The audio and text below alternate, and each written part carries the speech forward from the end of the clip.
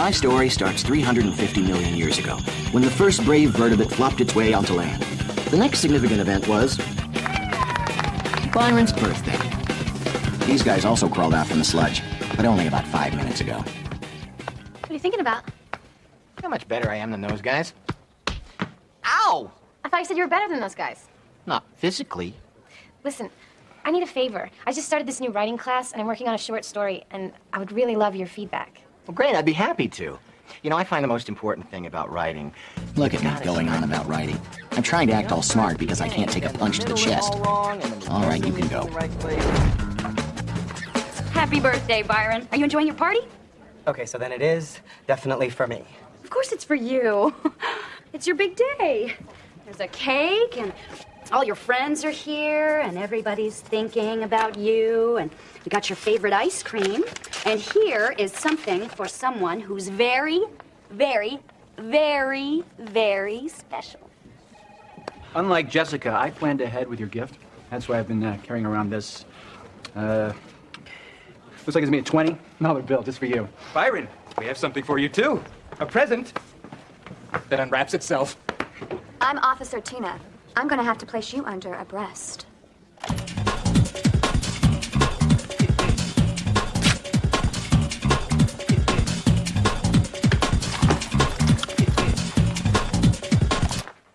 I'm sorry. I find this whole thing really embarrassing. That's okay. It's not your fault, it's me. I'm disgusting. I can't do anything. My father was right.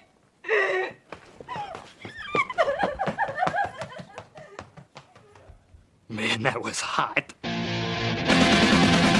know just what's around the bend. Where to go, where you've been. Don't see the world through my eyes. I think you'd be surprised.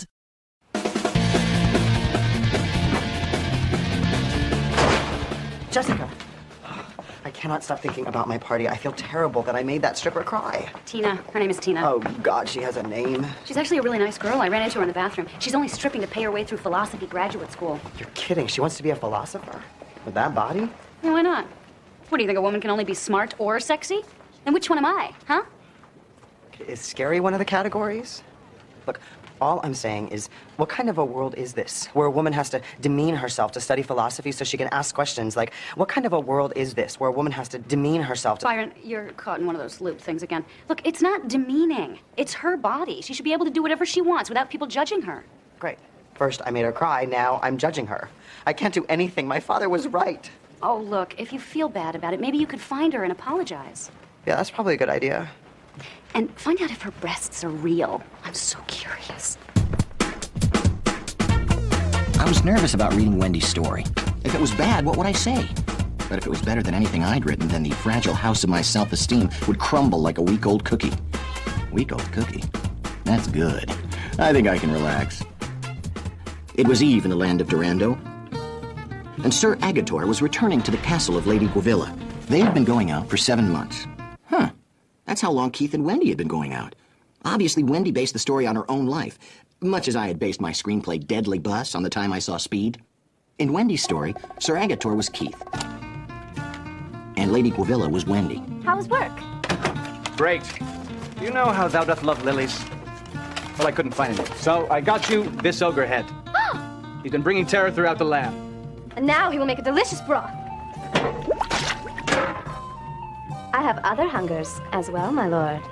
Then let us do some south of the border jousting. Sorry. And so the mighty lord ravished his lady 5 times that night. This is awful. It's like reading a 600-year-old penthouse. When I ran into Keith, I kept thinking about how he had jousted for 6 1/4 pages. The most I've ever gone is a page, page and a half, and then I need a turkey sandwich. How do you do it? I hold the mug and I tilt the pot. You're amazing. My dad taught me.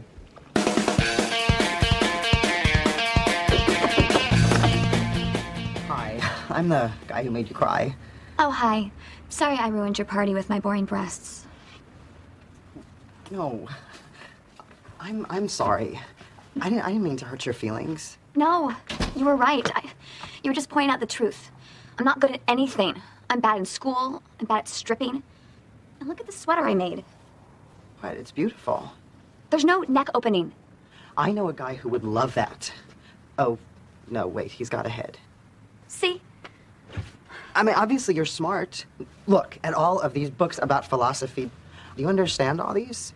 Well, can anyone really understand Kant's deduction of the categories from his first critique? Or Heidegger's existential analytic, or Spinoza's concept of mode? Are your breasts real? Can we be sure that anything is real? God, you're smart. Your only problem is your lack of confidence. But you can do anything you want. Except knit. You think? Definitely. All you have to do is go for it. Wow. When I hear you say it, I almost believe it is possible. It is. You know what? I am going to follow my dream. Good for you. I am not going to degrade myself anymore. Good for you. And what's more degrading than pretending I don't see the holes in my thesis advisor's theory of reference? Huh? I'm going to quit studying philosophy and strip full-time. Thank you, Byron. Wait. What's going on? The next day, Wendy gave me another chapter of her story. It was the morning after the intimidatingly long ravishing. Where art thou going? I gotta drop by my castle on the way to work. Get another one of the crude squares of burlap that served me for underpants. If thou would call my castle your home. Well, let's forgo having that conversation yet again. I'm just not ready to live together. If that's the other guys, I gotta go. I'm gonna miss the ogre hunt. Agator, if thou love me, why don't thou want to move in with me? Look, thou art great. I love thee. It hath nothing to doth with that. I just need a little more time to figure out who I am and how I fit into this big flat world of ours. What is wrong with Keith? How could he not want to commit to Wendy? Idiot! Our personal feelings about Wilson notwithstanding, the memorial service will be held at 4 o'clock on Thursday.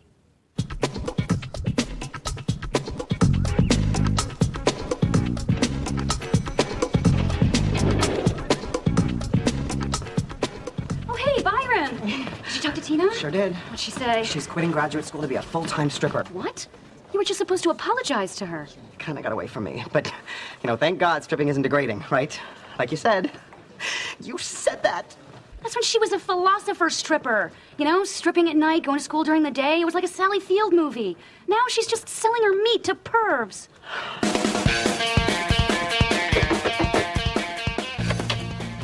Byron! Tina, hey, can I talk to you about something? I'm sorry, did I come at a bad time? Are you watching football? Actually, I'm on my way to work. You got a job as a cheerleader? That is fit. Oh. I'm working at this great club, the Cinnamon Cheetah. Actually, I'm really glad you're here, though. Come in for a second. My friend Amber had a really bad shift today, and I was thinking maybe you could talk to her. You know, sort of build her confidence. Actually, I wanted to talk to you. Yeah, don't waste your time on me. I'm worthless. Oh, come on. Don't say that. It's true. I hate what I do for a living. I like the money, but it's just so demoralizing. And I can't stand the people that it attracts. Amber, you can do whatever you want. Maybe I wasn't clear before when I was talking to Tina, so let me put it this way. You quit your job now.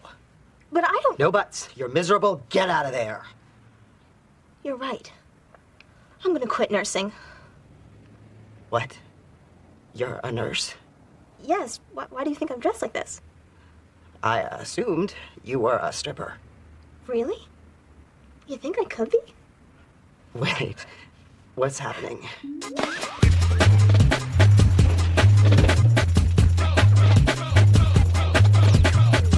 Oh, Byron! What? Okay, I'll be right there. There's no one there. No, there's a guy.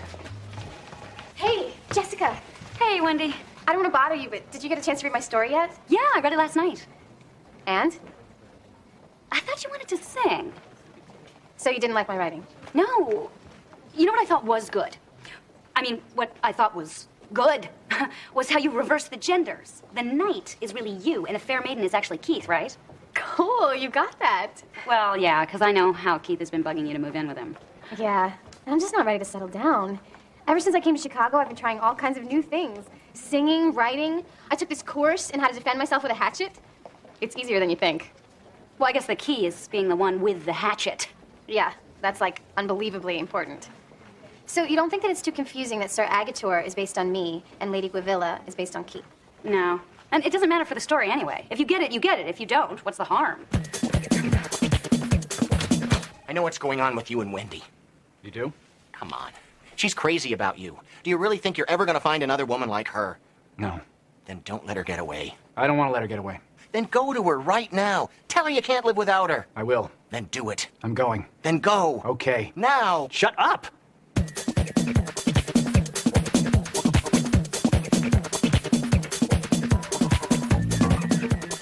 Wendy, Hi. I want us to live together. I told you I can't take this pressure. Honey, thinking about it, it's something. Thanks to me, Wendy and Keith were back on track. And so my story comes to an end. What do you guys want to do now? Hey. I heard you read Wendy's thing. Oh, yeah. I didn't know what to tell her. I mean, it's like she wrote it in Microsoft Turd. Yeah, all I could think to say was it was cool how she switched the genders of the lead characters. Yeah. She what? What? Keith, I don't want to keep having this conversation. And I don't want to go on like this. Then maybe we should just take a break from each other. Andy? Can you come here for a sec?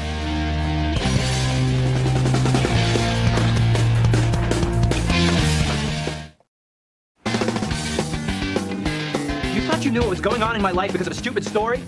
I had completely misread what Wendy wrote. What I thought was this. Where art thou going? I have to drop by my castle on the way to work. Was actually this. Where art thou going? I have to drop by my castle on the way to work. If that would call my castle your home. I totally screwed up. I better go on the offensive. Well, what's the deal with you and commitment anyway? I thought you didn't want to commit. I didn't. Well, then what changed?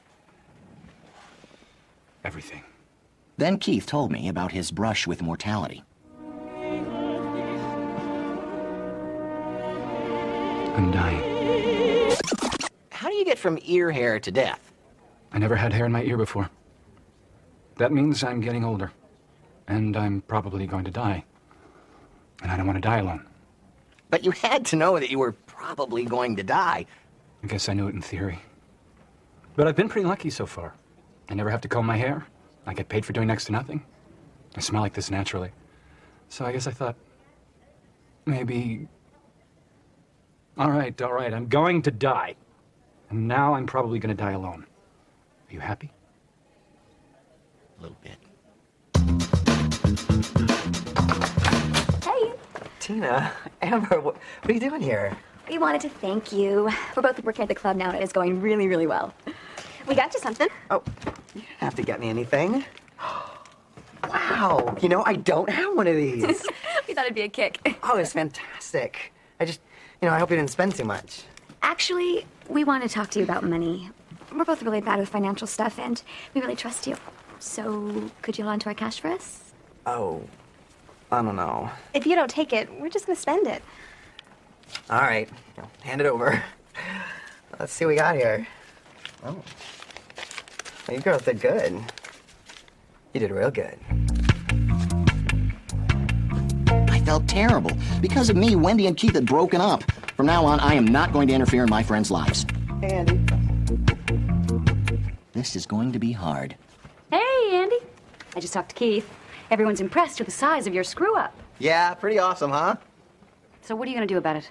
I'm never going to meddle again. Wrong. I'm going to meddle all the time. Wrong. I'm going to meddle just enough so that Keith and Wendy get back together again? Wrong. How can they all be wrong?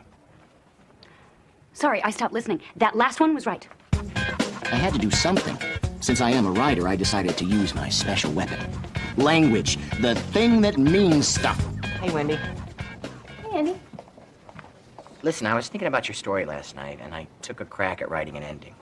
You wrote an ending to my story? I didn't mean to step on your toes or anything. It's just, I'm a writer, and language is my pied-à-terre. Language is your additional house? That's what that means?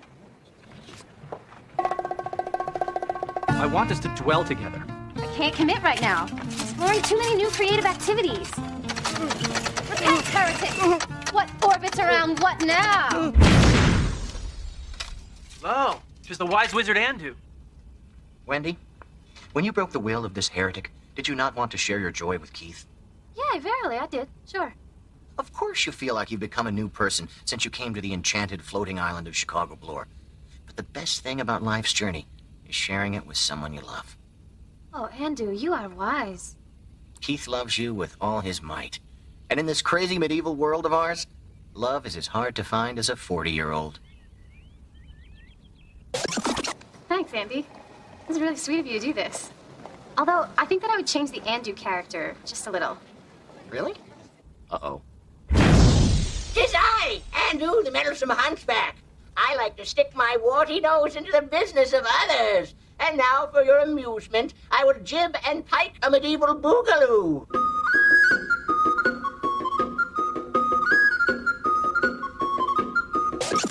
A hunchback?